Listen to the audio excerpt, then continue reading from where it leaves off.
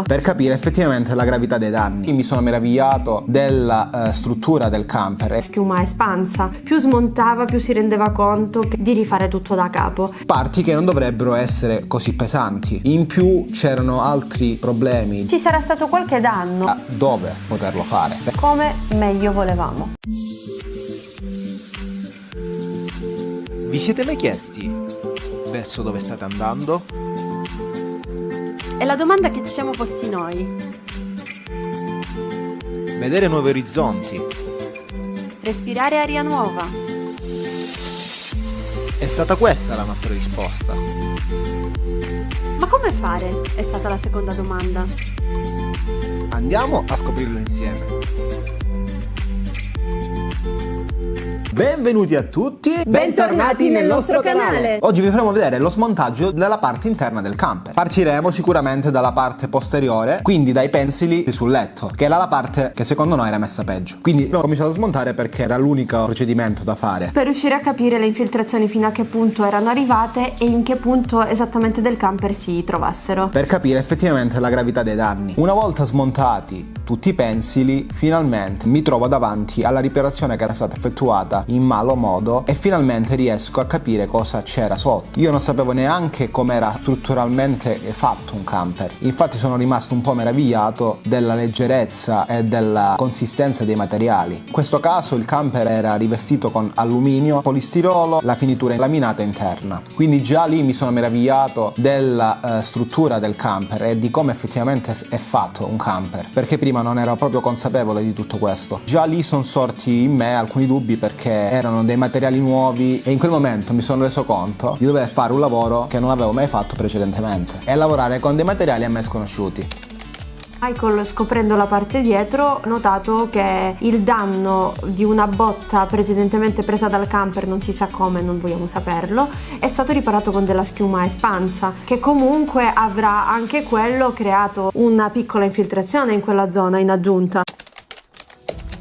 Ogni volta che entravo nel camper mentre Michael stava facendo lo smontaggio, perché io ero occupata a lavorare, quando avevo quei 5 minuti per arrivare lì mi sentivo un attimo un raggio di sole, perché Michael era proprio tipo un mare in tempesta in quel momento, era nero ed era arrabbiato e qualsiasi frase diceva io cercavo di trattarlo con le pinze, perché proprio più smontava più si rendeva conto che effettivamente il problema non era solo il tetto e che c'erano altre parti rovinate che avremmo dovuto sistemare, che avremmo dovuto cercare di preservare il più possibile l'alluminio esterno e cercare di riempirle per rappezzare, per cercare di rimediare. Non sapevamo neanche come fare.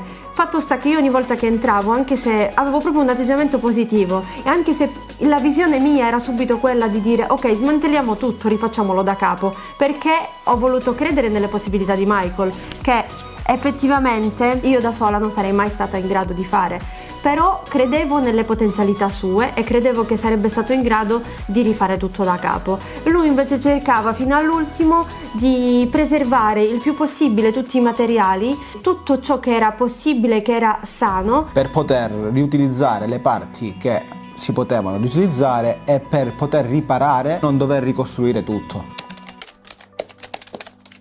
Continuo a smontare quindi tutto il mobilio avvicinandomi sulla parte della cucina. L'unico metodo per capire fino a dove si fossero propagate le infiltrazioni era quello di smontare tutto. Allo stesso tempo dovevo cercare di capire come fossero fatti tutti gli impianti e preservare il più possibile ogni pezzo di legno che mi sarebbe potuto servire nella ricostruzione. Ma più andavo avanti e più mi rendevo conto che il lavoro stava diventando molto più dispendioso di quello che credevo, perché notavo sempre più difetti e sempre più problemi, perché l'infiltrazione era molto più grave di quello che credevamo. Cominciavo quindi a sentirmi molto sconfortato e amareggiato e non sapevo come fare a ricostruire tutto. L'unico modo per poter fare un lavoro del genere era quello di trovare un posto grande al coperto.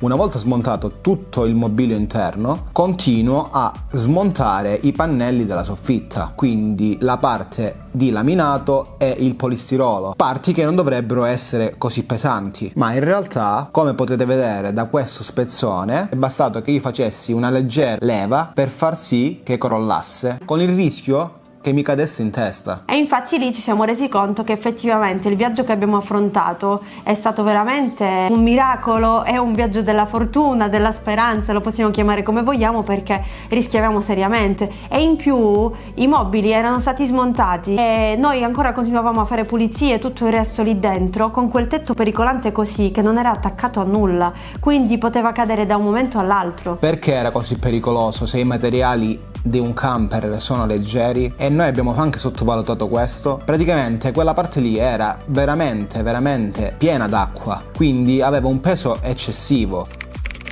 Continuo quindi a smontare tutto, a cercare di capire come, dove sistemare e dove smontare e come fare, e Giustina continua a dirmi sempre rifacciamo tutto. E io mi continuo a chiedere come facciamo a rifare tutto? E io continuo a dire ce la farai, tu riuscirai a farlo. Tu riuscirai a farlo, tu ce la farai. Rifacciamolo tutto. Perché poi alla fine, no, ha smontato un pezzo del pavimento e le ho detto scusami, lasciamo una parte dove comunque quando camminavamo faceva un rumore, era proprio ammorbidita, c'era il polistirolo che ormai era invecchiato, i legni erano rovinati perché era la parte sotto il bagno, e continuavo a dire ma se noi dobbiamo sostituire un altro pezzo, che stabilità avrà questo pavimento se noi lo rappezziamo? Non è meglio farlo completamente tutto? Quindi era sempre questo il mio dubbio. Il pavimento nella parte posteriore era crollato, quindi quel pezzo era tutto da rifare. In più c'erano altri problemi di infiltrazione di acqua nella parte dove c'era il bagno, la doccia, quindi dove passava dell'acqua. Diciamo che la parte che rimaneva un po' meglio era quella tra la dinette e la cabina, quindi circa 2 metri di pavimento si potevano salvare, ma il resto era da togliere. Quindi diciamo che ho cercato di poter riparare il tutto togliendo il compensato che si trovava sopra il polistirolo del pavimento, perché il pavimento è fatto da un multistrato da mezzo centimetro nella parte sottostante, i muraletti con a fianco il polistirolo e superiormente un pannello da 1 centimetro, che era quello che era abbastanza inzuppato e che io volevo togliere per poter sostituire sia quello che tutti i listelli. Ed ecco perché il pavimento era così carino quando l'abbiamo visto nel video. Non era perché i proprietari ci tenessero, ma perché ci sarà stato qualche danno e l'hanno rifatto per questo, come lo stesso avranno rifatto il bagno per questa stessa ragione, in modo economico, quindi utilizzando materiali economici. Sì. E ci siamo resi conto anche che il letto era stato rifatto pure, quindi il danno della perdita doveva essere grave, ci doveva essere tanta acqua lì dentro. Per quanto riguarda le pareti invece c'erano alcuni pezzi che effettivamente si potevano salvare, ma altri erano completamente marci, quindi continuavo a insistere sul fatto di rifarlo tutto da capo. Il mio problema principale era dove poterlo fare, perché giustamente non avendo un posto al coperto non avevamo la possibilità quindi di poter smantellare tutto e rifare tutto. Quindi questo era il mio dubbio principale, altrimenti non avrei avuto dubbi dall'inizio, e effettivamente era la scelta migliore, perché rifacendo tutto non avremmo avuto problemi di nessun genere. Sì, non avremmo avuto nessun dubbio su nulla, nel senso che avremmo potuto farlo come volevamo noi. Saremmo sicuri che fosse perfetto, effettivamente perfetto, che non avesse più nessuna infiltrazione, perché sarebbe come un camper appena uscito da una fabbrica, e in più internamente potevamo farlo come meglio volevamo, proprio come volevamo noi, come era il nostro desiderio, utilizzando i materiali, i colori, rifacendo tutto, quindi avendo una carta bianca.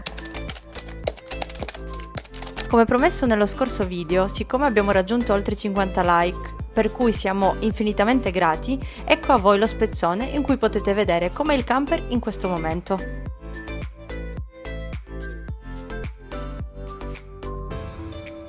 Grazie a tutti di essere state con noi, ci vediamo nel prossimo video dove andremo a vedere il seguito delle decisioni che abbiamo preso e come abbiamo agito di fronte a queste situazioni. Iscrivetevi al nostro canale se il video vi è piaciuto, metteteci un like per supportarci e seguiteci anche sui altri social dove potete vedere qualche contenuto in più e anche vederci lavorare giornalmente. Ciao! Ciao a tutti! Alla prossima! Alla prossima! Ciao a tutti! Questo è Coco e quello è Buddy! Abbiamo un nuovo amico. È l'unicorno. Boh, basta fare i coglioni, dai. Pioggia di smeraldo che non guida con tuo aiuto, che non mi renderò, più fortuna avrò. Ma qua è spruzzato, Gigi. Dammi l'acqua. Di smeraldo grida al vento un desiderio, stella a cui appartengo, fatti vedere. Tornati, bentornati. Ok? Mi devo calmare perché ho ballato. Sì, no. Un po' di sconvolto. Bat 5. Bravo. E mi sono trovato bello là, con quel sole, era bello, no? Cominciando a smontare questi pensili, mi ritrovavo lì e con l'oblò sopra. Ho avuto la prima esperienza di stare in un luogo ben luminoso, quindi a parte il problema che c'era, mi ero un attimo soffermato anche sulla sensazione che si provava in quel posto. Quindi già cominciava a piacermi quella situazione. Perché sto pensando? La gravità, per cercare... Aspetta. Io ho già tutto nella Devo mente. mettere, Fare il tutto.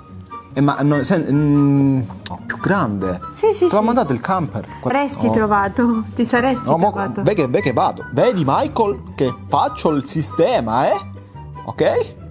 Parla bene, se no tecnica. tecnica. Penso non hai mai fatto. Vai, dillo tu, per favore. E in quel momento si è reso conto. Parlo al posto suo perché sono la voce della sua coscienza. Vabbè, parlo io. Come dico? Dimmi che io te lo ripeto. Sono il grillo parlante.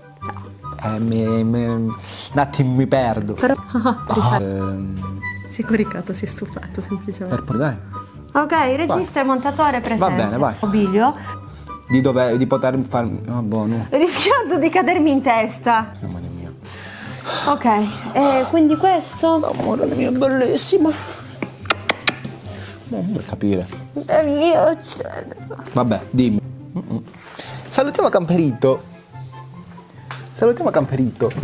Ciao Camperito. Ma qua possiamo fare tipo un piccolo spettacolo. Pare che l'abbiamo un po' disturbati i moscerini. Oh, no. Sì, sembra di sì. Ma quindi mo che abbiamo... Ok. Ok. Let's go! Io sono la Let's regista, go! sì.